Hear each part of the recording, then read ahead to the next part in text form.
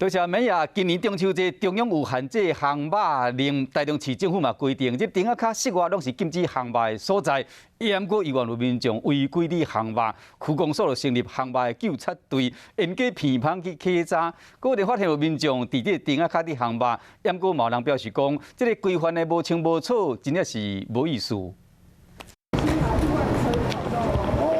等一下就要收一收，好。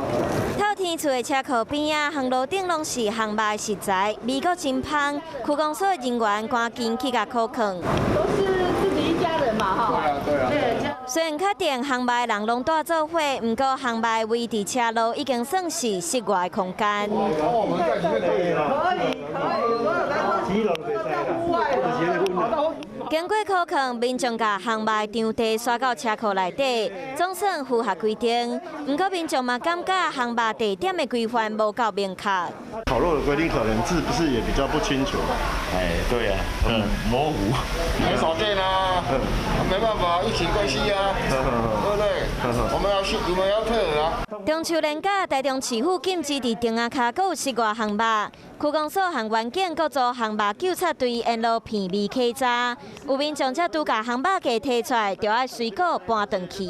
我们是以劝导为主，因为你如果说真的劝导不听的话，那就是，他会有3000到15000元的罚款。